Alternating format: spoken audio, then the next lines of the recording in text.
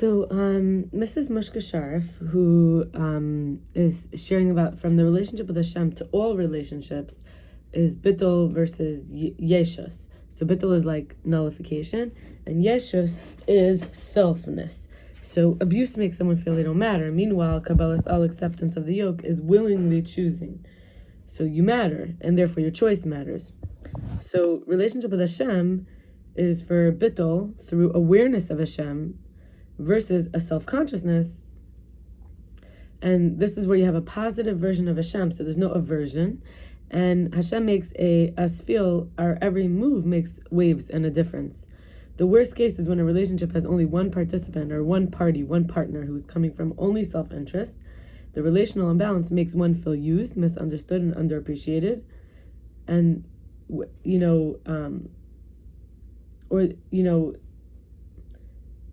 the worst case when both in the relationship are coming from self-interest is when they both try to milk the other with a take it or leave it attitude, refusing to adjust upon measuring how things land for the other's sensitivity. Like, quote unquote, this is who I am. You don't matter. So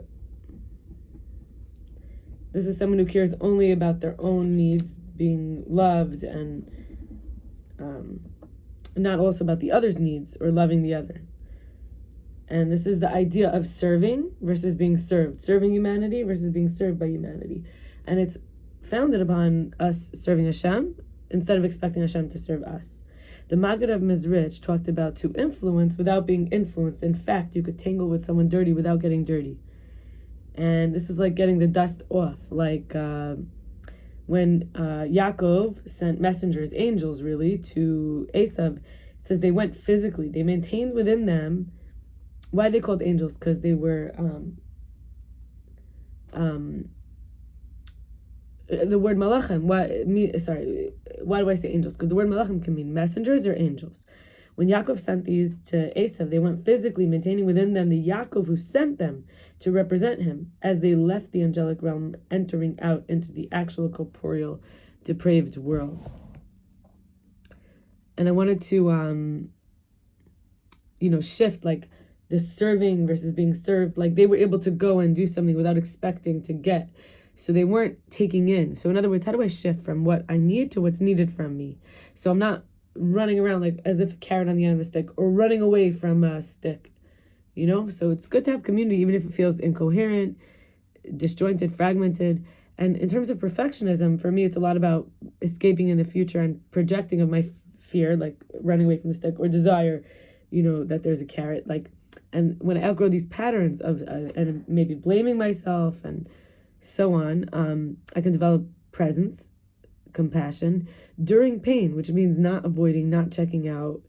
And this is when you feel every single thing makes a difference. It's not just pointless pain. The wholeness of the temporariness and that there's no independent existence, the higher power as the source that emanates through me, is why I might have growing pains, because I'm growing. So bracing, stretching, waiting for fulfillment in the expansion, tolerating the pruning versus a quick fix, a short circuit, instant gratification. So there's going to be new space, and this inner desire for oneness has caused a lot of symptoms because I'm not feeling inner oneness. But who am I saving some of my inner world for if it means indefinitely not having that inner oneness? My higher power can fill the space, and that's like the source, Hashem, and that's the healing. The pain itself sometimes, the sensitive, raw, making contact, but that's the guidance, the message that can empower a person through integration and experience becomes one with the experiencer. That's what integration is. It's like when you eat and you integrate the food, it becomes part of your body. So you can't pick and choose which emotions to feel. Either you have an open heart. It's like you can't eat the sandwich and then pick and choose which parts of the sandwich you've actually eaten. If you eat a tomato, you're getting all different things inside of the tomato. The tomato-ness includes many parts. So you either have an open mouth and you eat the tomato, or you don't. In this case, this is the analogy. So sometimes what feels like pain is just something I was taught to fear or hide or resist, or that it's not something desirable. But actually, it's preparing me perhaps for joy, fun, fulfillment.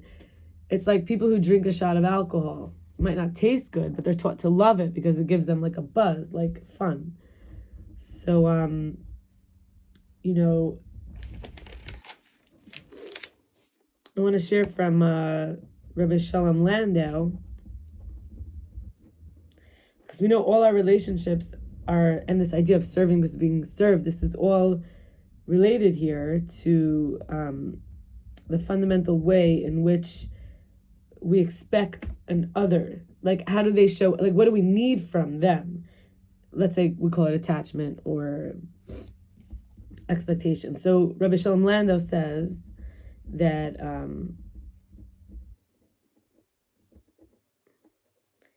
there's this quote from Mishlei by King Solomon, Proverbs 27:6,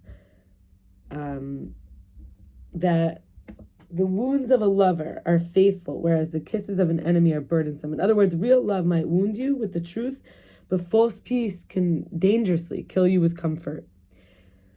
So as we shift gears into this idea that, you know, instead of wanting to take in because we're so needy and so empty and so lazy, how do we shift into this like acting and doing? Like, how do we get to the underlying patterns? Like, instead of someone just like feeding us whatever we want, but it kills us with comfort, rather someone tells us, you know, like, I think that you're just like not doing ABC that you could be doing, or, you know, you're self-sabotaging like this. Like, someone on our side basically might tell us the harsh truth, but in fact liberates us. So let's go into mesilat Yesharim, path of the just, path of the righteous, path of the straight path, chapter 8 and 9. So we'll start with chapter 8. This is by the ramchal, Rabbi Moshe Chaim Luzatto. He says, when you turn away from bad and you turn to do good, this is like watchfulness and zeal. Watchfulness is like to not do bad. Watch out, you know? Be careful, caution, don't get yourself in a mess. And zeal is for positive commandments. Like, so instead of running away from the stick, we should, like, what we should actually be running away from is that which is bad. You know, in terms of doing what Hashem wants, because it would be sinning against my source of myself. So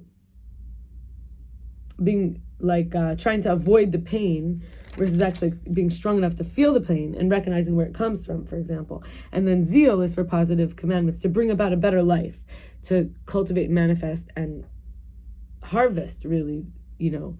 So zeal is aroused by duty, by value, looking into all the good benefits from Hashem and recognizing all the benefits come from Hashem alone. And so one is dependent on Hashem.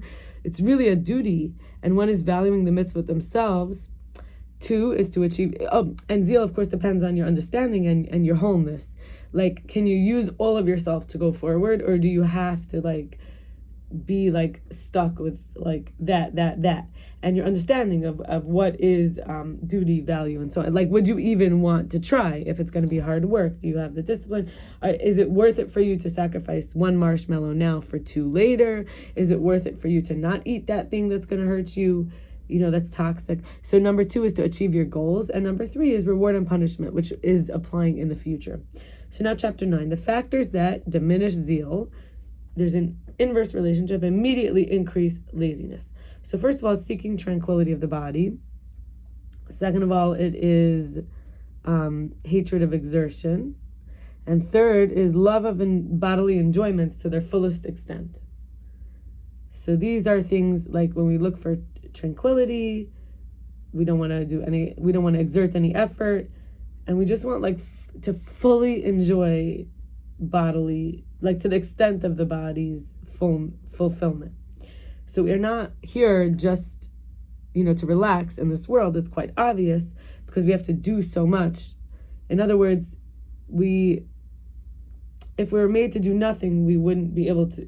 Then it wouldn't be like. In other words, our work or our willingness to tolerate is meaningful because we have to realize that we're here to work, and we have to be ready to fight the habituation to not work, and we have to habituate ourselves to work through preparation and readiness.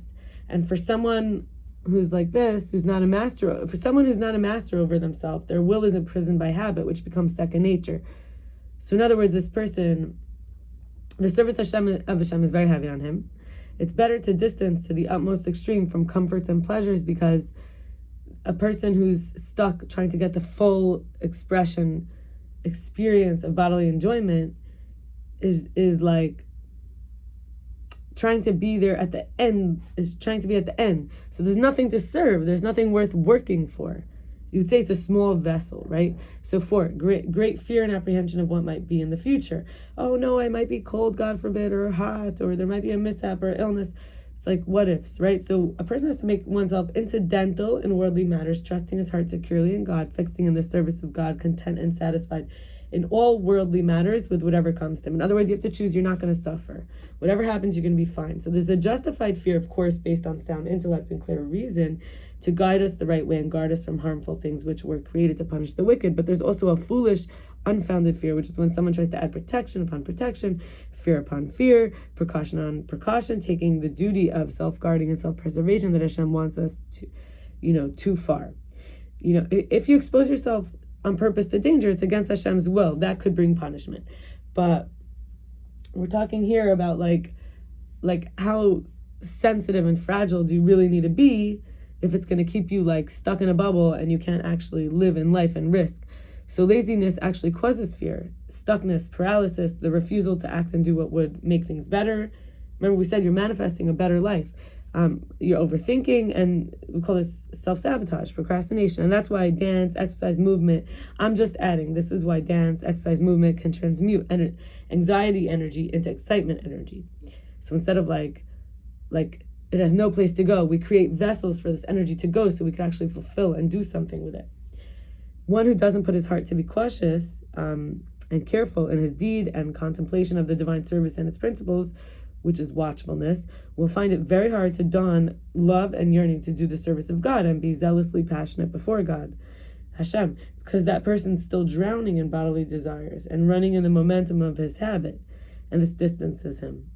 But after he's opened his eyes to see his deeds, he gets that accountability from actually paying attention. It's easier to turn from evil and to long for good and to be zealous in it. And we will stop here. And I wish you all the best. Bye.